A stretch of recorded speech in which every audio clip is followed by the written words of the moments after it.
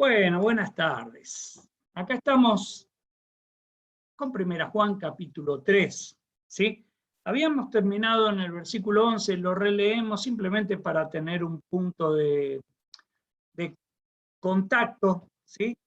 E iniciar nuevamente este tema que hasta el versículo 18 habla de la relación de amor, también de odio, entre los cristianos, entre los hermanos en Cristo, ¿sí? Versículo 11. Este es el mensaje que ustedes han oído desde el principio, que nos amemos o debemos amarnos unos a otros. Versículo 12. No debemos ser como Caín, quien pertenecía al maligno y mató a su hermano. ¿Y por qué lo mató? Porque Caín hacía lo malo y su hermano lo recto. Así que, hermanos amados, no se sorprendan si el mundo los odia o los aborrece. Versículo 14. Si amamos a nuestros hermanos creyentes, eso demuestra que hemos pasado de muerte a vida, pero el que no tiene ese amor sigue muerto. Versículo 15. Todo el que odia a un hermano, en el fondo de su corazón es un asesino. Y ustedes saben que ningún asesino tiene vida eterna en él, en Dios. ¿Sí? Bien. Vemos el versículo 11. Plantea el mensaje que resume la necesidad del amor fraternal entre los creyentes. Es un mensaje que fue planteado en la antigüedad, ¿sí? Ahí en Levítico, esto lo habíamos leído, ¿sí? Ámense los unos a los otros como a sí mismos, ¿sí? Y fue perfeccionado por Jesús cuando indicó la medida del amor es la medida con la que yo los amé a ustedes. Juan 13:34. Entonces debemos amarnos los unos a los otros y esa será la prueba ante el mundo de que son mis discípulos. Qué importante, qué trascendente, porque va más allá de por ahí las situaciones internas que se pueden dar en un grupo, en una iglesia, ¿sí? Sino que trasciende hacia afuera. Una de las primeras cosas que quiso plantear la iglesia primitiva fue marcar la diferencia social en la que todos tenían todo en común, demostraban su amor en la convivencia diaria, en la mantención diaria de cada uno de los miembros. Somos seres humanos y después la cosa también se complicó a ese nivel. Pero la realidad es que ellos querían mostrarle a la sociedad que había un cambio y había una diferencia. Es nuestra responsabilidad obrar así. Versículos 12 al 15, Juan plantea la antítesis del amor, y esa es el odio, que llega hasta las últimas consecuencias, es decir, quita la vida. Así como el amor verdadero, al llegar a sus últimas consecuencias, da su vida por sus hermanos, ¿sí? El verdadero originador del odio es el diablo, ¿sí? Leemos Juan 8:44, ya lo habíamos leído también este versículo antes, pero bueno, nunca está de más repetirlo. Juan 8:44, pues ustedes son hijos de su padre el diablo y les encanta hacer las cosas malvadas que él hace. Él ha sido asesino desde el principio, siempre ha odiado la verdad, porque en él no hay verdad. ¿Sí? El diablo ha sido homicida desde el principio. ¿Cómo intervino el diablo en la relación entre el hombre y la mujer y Dios? No mató a ningún ser humano, pero sí mató la relación del ser humano con Dios. ¿Sí? Y a partir de allí, desde ese principio, es lo que Juan presenta también como un ejemplo de este amor fraternal que no se tiene y es el odio, lo presenta Caín como alguien que pertenecía al diablo, demostrando por su conducta al asesinar a Abel, que era su hermano. ¿Sí? Y a continuación lo que hace Juan es explicar el motivo. ¿Por qué lo mató? Porque las obras de Caín eran perversas y las de Abel justas. La envidia manifestada por Caín frente a la aprobación por Dios de la conducta de Abel lo llevó a matarle en lugar de imitarle como Dios lo reconvino previo a todo esto. Y es importante leer esto y que lo marquemos también en la Biblia. Génesis capítulo 4, versículos 6 y 7. Dios lo reconviene a Caín diciendo, ¿por qué estás tan enojado?, preguntó el Señor a Caín. ¿Por qué te ves tan decaído? Versículo 7, serás aceptado si haces lo correcto. Es decir, el problema no era Caín, el problema era su conducta. Y Caín se sentía rechazado por Dios. Y él pensaba que era una cuestión personal, que Dios no lo quería a él. Y Dios le dice, no, el problema es cómo vos te comportás, es la conducta que vos tenés. ¿Sí? Y a partir de allí serás aceptado si haces lo correcto. Pero si te niegas a hacer lo correcto, entonces tené cuidado. El pecado está a la puerta, al acecho y ansioso por controlarte. Pero tú debes dominarlo y ser tu amo. Y ahí está la gran dificultad en la humanidad. ¿Sí?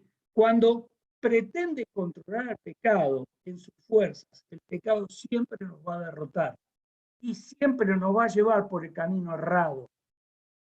Como lo hizo con Caín, Dios le dijo, mirá, tu conducta es incorrecta, no sos vos el incorrecto, yo no te amo, yo no es que te desprecio a vos por ser vos, por ser Caín.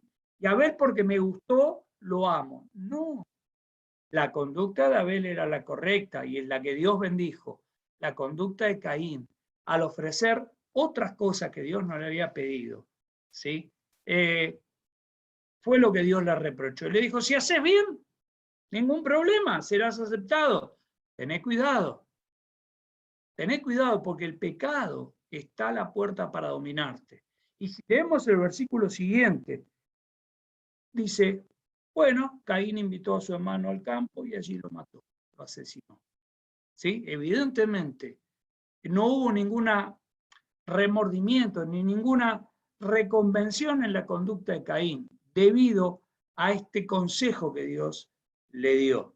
El odio de Caín no tuvo por objeto el pecado, la conducta incorrecta de Caín, sino la virtud de Abel, que puso de manifiesto el error de su conducta.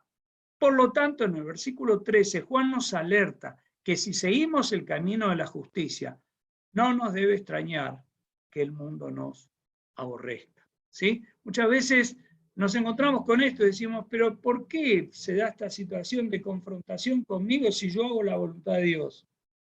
Segunda Timoteo 3:12. Es cierto, y todo el que quiere vivir una vida de sumisión a Dios en Cristo Jesús sufrirá persecución. Doble advertencia.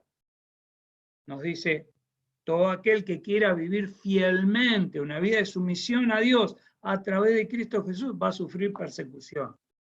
No la busquemos, pero ¿qué pasa con nosotros si no sufrimos o no somos confrontados por nuestra conducta? ¿Cómo estamos manifestando nuestra relación con Dios a través de nuestra conducta? ¿Sí? ¿Nos estamos asemejando mucho al mundo o a los principios que gobiernan el mundo? Bueno, tengamos cuidado, que nos sirva esto simplemente como una advertencia. De vuelta digo, no busquemos que nos persigan por hechos que corresponden. Dice Pedro, si sos castigado por algo incorrecto, no hay ninguna virtud en ello, es lo que te corresponde. Ahora, si te castigan o te persiguen por haber hecho la voluntad de Dios, bienaventurado sos. ¿Sí? Pero tengamos presente esto y no nos extrañemos. En el mundo es el sistema mundano organizado en contra de Dios y está bajo el control del diablo, que aborrece a los que siguen el camino de la justicia, porque para ellos la rectitud de vida de los hijos de Dios es una acusación de su mala conducta. A mí me ha pasado, cuando sabían de que uno era evangélico Dice, ay, ¿qué pensarás de mí con esta? No, la realidad, lo que yo pienso o no pienso es indistinto. De última, sí tengo que marcar la realidad de lo que Dios dice, que Dios no está de acuerdo con eso, pero yo no tengo nada en particular contra las personas. ¿Sí? Tengamos cuidado. Dios es el que juzga. ¿Sí? No voy a ser yo, ni ninguno de nosotros. ¿Sí? Pero veamos esos principios, de que la gente a veces se siente confrontada en su conducta, sabiendo simplemente que somos hijos de Dios. ¿Sí? Avancemos. No sé ni dónde me quedé. Acá está. Es la única vez en este pasaje que Juan se dirige a sus lectores como hermanos, como identificándose con ellos en el odio que recibía en su conducta. ¿Sí? Cuestiones de tradición, no se sabe si son realidades, pero dicen que Juan tuvo que sufrir mucha persecución, aun cuando escribió el último libro, Revelación o Apocalipsis, ¿sí? Estaba encarcelado por seguir el camino de Dios, ¿sí? En una isla, puesto ahí bajo el control de la autoridad romana. Y otras cosas, muchas más, que al no estar certificadas por ahí se dice que, y no vamos a andar diciéndolas sin ningún otro fundamento. Ahora, versículo 14, Juan está aplicando el test del amor para certificar nuestra posición como hijo de Dios. Y nuevamente plantea una situación controversial, taxativa, o se es o no se es. ¿Sí? Si amas, eres hijo de Dios. Si no, no lo eres. No hay un término medio, no soy un poco hijo de Dios.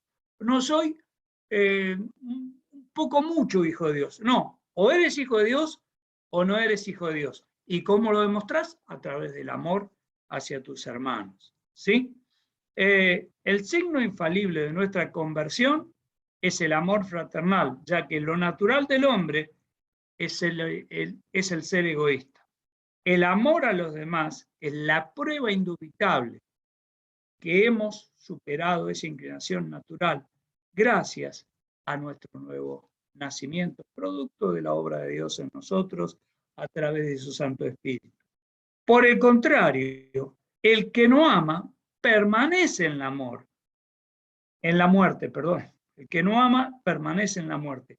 Pero para Juan, amor, luz y vida forman un conjunto que tiene que ver y está contrapuesto con el odio, las tinieblas y la muerte.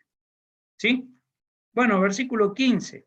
Juan plantea que el que odia es un homicida, aunque no llegue a realizarlo en realidad, ya que en el corazón que está lleno de odio es capaz de asesinar. Y leemos Mateo capítulo 5, donde el Señor allí en el Sermón del Monte, llamado así Sermón del Monte, de la montaña, plantea las bases de su reino. Mateo 5, versículos 21 y 22. Ustedes han oído que a nuestros antepasados se les dijo, no asesines. Si cometes asesinato, quedarás sujeto a juicio. Pero yo digo que aun si te enojas con alguien, quedarás sujeto a juicio. Si llamas a alguien idiota, corres peligro de que te lleven ante el tribunal. Y si maldices a alguien, corres peligro de caer en los fuegos del infierno. ¿Sí? Muchas veces esas actitudes del corazón que se manifiestan en hechos o en expresiones o en actitudes de confrontación con las personas, lo que están manifestando es una situación interna que no es correcta. Existen limitaciones exteriores por las consecuencias de la acción.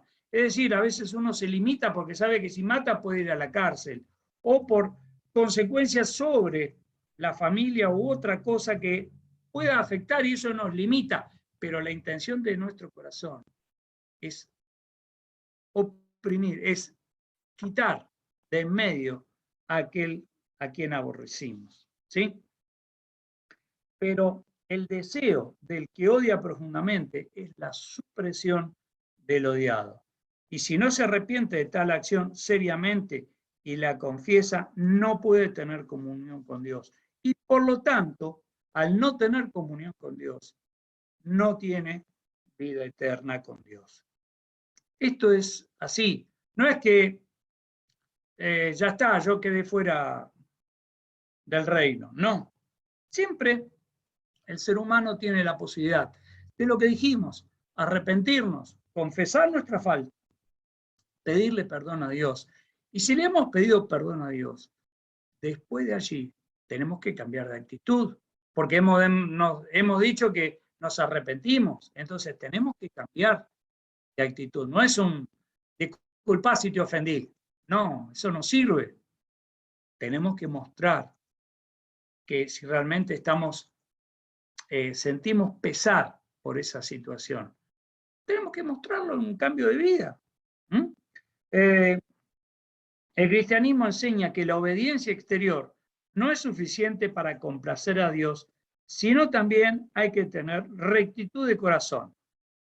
No permitamos que una raíz de amargura se desarrolle en nosotros y nos contamine, y por extensión a toda la iglesia. Y terminamos leyendo este versículo de Hebreos capítulo 12, versículo 15, ¿sí? Que habla de este tema. Cuídense unos a otros, para que ninguno de ustedes deje de recibir la gracia de Dios. Tengan cuidado de que no brote ninguna raíz venenosa de amargura, la cual trastorne a ustedes y envenene a muchos. Bueno, dejamos con esta advertencia. Siempre diciendo lo mismo. Esto es para mi autoexamen. No es para señalar a alguien con los dedos y decir, esto es para tal o cual persona. Es para mí. Y si cada uno lo dice así, realmente vamos a cambiar y vamos a poder ser fieles testigos del amor de Dios derramado en nuestros corazones a través del Espíritu Santo, que nos va a permitir amar a aquellos que nos rodean. Pero amar, como vamos a ver en el pasaje siguiente, del 16 al 18, no es una cuestión de palabra, ¿sí? No es una cuestión de palabra, es una cuestión de hechos. El amor se demuestra con hechos y no con palabras. Bien, terminamos con una oración y después vamos a la fotito. Nuestro Dios, te damos gracias por tu amor. Gracias, Padre Celestial, por la obra de Jesucristo. Y gracias, Señor, por el Espíritu Santo que nos habita. Ayúdanos, Señor, a poder comprender la realidad de amarnos los unos a los otros, tal como tú nos has amado. Un amor que dejó todo lo que tenía, lo que por derecho tenía, para proveernos la salvación, la reconciliación con tu Padre. Camino imposible para ninguno de nosotros, ningún ser humano en toda la humanidad tenía la posibilidad de reconciliarse con Dios. Tú abriste un camino, Dios, a través de la entrega de tu Hijo Jesucristo. Y ayúdanos, Señor, a transitar en sus caminos. Que la gente que nos rodea vea a través del amor que nos tenemos el testimonio de la obra de Dios en cada uno de nosotros. Bendecinos, Señor, ponemos delante de ti cada una de las peticiones que hemos realizado para que tú estés obrando y fructificando tu obra en este lugar. En el nombre del Señor Jesús. Amén.